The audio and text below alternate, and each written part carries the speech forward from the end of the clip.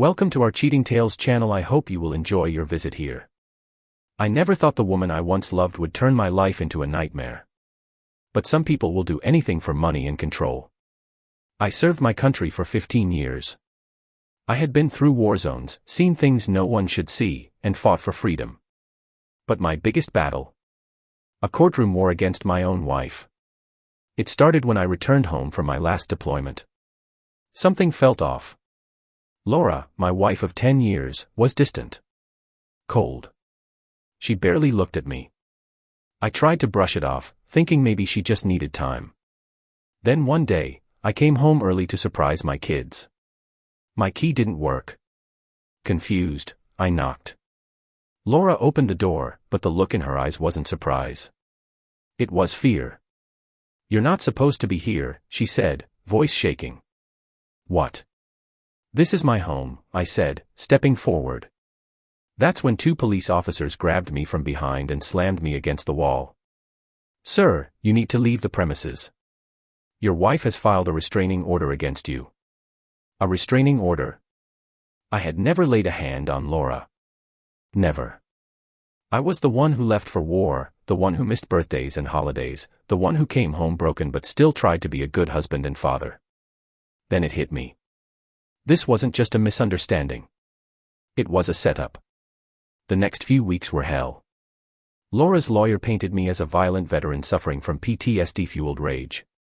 She told the court I was unstable, dangerous, and unfit to be around our children. She even faked a bruise on her arm, claiming I had lashed out in anger.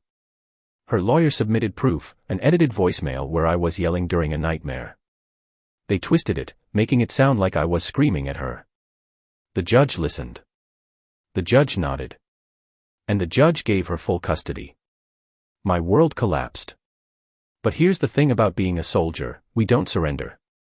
I knew the truth, and I was going to prove it. I just needed time. While Laura thought she had won, I started digging. I hired a private investigator. I got a forensic audio expert to analyze that proof she submitted. And then, I got my biggest weapon of all, a hidden camera. 3 months later, we were back in court. Laura sat there, smug, thinking she was about to crush me again. But when it was my turn to speak, I stood up and said, "Your Honor, I have new evidence to submit." I played the video. On the screen, Laura laughed with her lawyer. "Oh please, do you really think he's dangerous?" she scoffed. "I just needed a way to get rid of him. The PTSD thing. Goldmine." The judge totally ate it up. The courtroom went silent. Her lawyer's face went pale. And the judge? Furious. In that moment, Laura's entire case fell apart. The judge overturned the custody ruling. I got my kids back. But it didn't stop there. Laura was charged with perjury, falsifying evidence, and defamation. Her lawyer? Disbarred. The woman who tried to destroy me lost everything. As for me, I walked out of that courtroom with my head held high, and my kids running into my arms. Because in the end, the truth always wins. Laura had been planning this for months. I later found out that she had emptied our joint accounts, transferring money to a private savings account. She had been meeting with her lawyer in secret long before I even returned home. The restraining order? That was just the first step in her master plan to erase me from my kids' lives. She wanted full custody because it meant child support payments, the house, and total control over the narrative. She told our neighbors I was mentally unstable, hinting that my time in the military had changed me. The worst part? Some of them believed her. After losing custody, I hit my lowest point. I sat alone in a cheap motel room, staring at old pictures of my kids, wondering if they would grow up thinking I was some kind of monster. But giving up?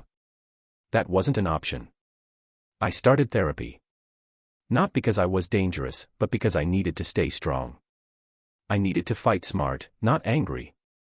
The private investigator I hired uncovered emails, text messages, and phone records between Laura and her lawyer. She had fabricated nearly everything. I found a former friend of hers who admitted Laura had planned to use my PTSD against me years ago. I also worked with a forensic specialist who disproved the voicemail evidence.